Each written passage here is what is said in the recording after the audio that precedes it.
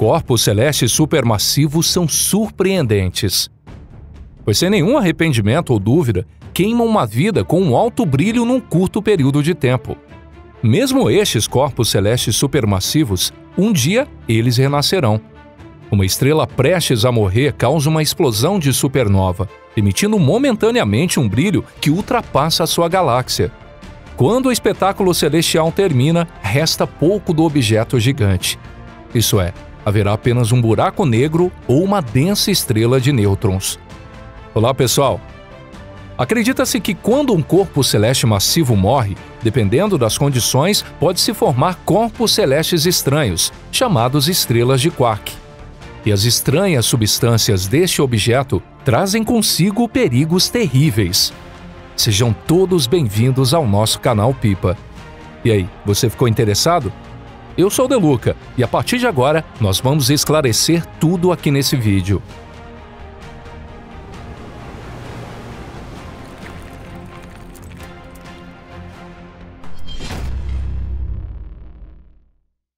Partículas elementares. Inicialmente vamos entender melhor o que é um quark. Durante muito tempo pensou-se que a menor unidade da matéria era o átomo. Originalmente, o nome átomo significava algo que não pode ser dividido, mas agora sabe-se que existem unidades menores que os átomos. Dentro de um átomo, existe um núcleo formado por prótons e nêutrons, e em torno há uns elétrons, que se movem aleatoriamente. Os prótons e nêutrons são compostos de outras partículas ainda menores, chamadas quarks.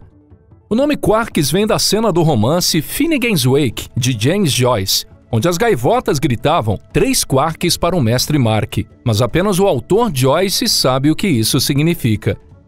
Bem, originalmente pensava-se que existia apenas 3 tipos de quarks, mas descobriu-se que na verdade existem 6 tipos. Existe uma tradição de comparar os tipos de quarks com sabores. O senso dos especialistas também é bastante interessante, não é? Nêutrons e prótons são compostos de 3 quarks que estão fortemente ligados entre si, e é quase impossível de separá-los. Mesmo que houvesse a separação, o quark separado imediatamente se ligaria a outro quark em vez de se afastar. Pelo jeito, essas crianças não gostam de ficar sozinhas, né? Matéria quark. Como visto em condições normais, não existem quarks livres. Mas se observarmos o interior de uma estrela de nêutrons, como seria? Estrelas de nêutrons são incrivelmente densas, e a massa de uma caixa de fósforo pesaria bilhões de toneladas. Os nêutrons que compõem o material deste corpo ficam muito compactados, como o interior de um vagão de metrô abarrotado. No centro, devido à alta pressão, os quarks que estavam agrupados em 3 acabam se separando. Então, os quarks começam a se mover livremente na área e se transformam na matéria quark. No entanto, ainda não está claro qual é a forma da matéria quark e como ela se comporta. A mesma quantidade de energia de um corpo celeste ultradenso só pode ser produzida por um acelerador, mas ainda existem muitas incertezas durante a análise. Isso é, tudo o que se sabe sobre as estrelas quark ainda é apenas teórico. Existem 2 lacunas principais nas informações sobre as estrelas quarks. Uma delas é, não se sabe se as estrelas quark são feitas apenas de matéria quark ou a matéria quark está apenas no núcleo e a espessa camada que a rodeia é feita de nêutrons comuns. Outra dúvida é, não está claro se o processo em que a matéria comum se transforma em matéria quark pode ser revertido. Ou seja, não se sabe se com a diminuição da pressão e da densidade, os quarks voltam a ser nêutrons. Já se passaram 55 anos desde a descoberta das estrelas quark, mas até agora nenhum objeto celeste desse tipo foi encontrado. Embora seja muito difícil distinguir as estrelas de quarks das estrelas de nêutrons, existem algumas pequenas diferenças. Nas estrelas de nêutrons, quanto maior a massa, menor é o seu raio. No caso das estrelas de quark, quanto maior a sua massa, maior o seu raio. As estrelas de nêutrons possuem um limite mínimo para a massa, não reduzindo menos que 1/10 da massa do Sol. Abaixo disso, os nêutrons começam a decair. Por outro lado, a matéria estranha que constitui as estrelas quark é extremamente estável. Por isso, se a pressão baixar, pode ficar infinitamente mais leve e menor. Outra diferença entre as estrelas de nêutrons e as estrelas de quark é que a temperatura das estrelas de quark diminui mais rapidamente do que a das estrelas de nêutrons. Considerando essas diferenças, ao examinarmos as estrelas de nêutrons e verificarmos que são muito pequenas, com um raio inferior a 10 a 12 km e temperatura superficial muito inferior ao normal, pode-se tratar de uma estrela de quarks. No entanto, teoricamente, existe outra forma de criação das estrelas de quarks que não seja por meio das estrelas de nêutrons. Imediatamente após o Big Bang, a temperatura do universo subiu para 5 bilhões de graus, e durante um curto período de tempo, e dizem que estava cheio de quarks livres. Então, assim como outras matérias, devido à gravidade, uma pequena quantidade de matéria quark se juntou e formou as estrelas quark. Além disso, de acordo com essa teoria, é possível que a própria matéria quark seja a causa da gravidade, ou seja, a verdadeira identidade das matérias escuras. Se isso for verdade, será necessário rever todas as hipóteses levantadas anteriormente sobre a evolução do universo. Quais os tipos de estrelas quark? Surpreendentemente, dentre as estrelas quarks existem outros objetos especiais.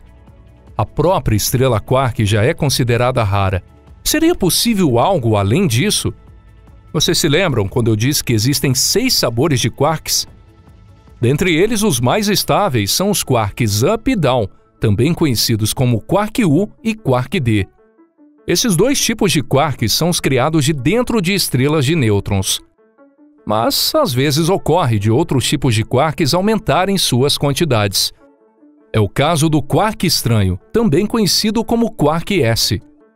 O mecanismo pelo qual os quark S aparecem também ainda não é completamente compreendido. Provavelmente no início, dentro da estrela de nêutrons, a fonte de substâncias estranhas chamada Strandler nasce e vai aumentando como se fosse um gelo no rio, preenchendo rapidamente o interior da estrela. Dessa forma que nascem as estranhas estrelas de quarks. O núcleo de uma estranha estrela de quarks é feito de matéria estranha de quarks, um material extremamente estável, que praticamente não é afetado por nada. Sem exagero, pode-se dizer que a matéria estranha é a matéria mais estável do universo. Devido às propriedades dos Stranglers, a matéria estranha pode infectar outras matérias ao seu redor, transformando-as em matéria estranha ao se colidirem.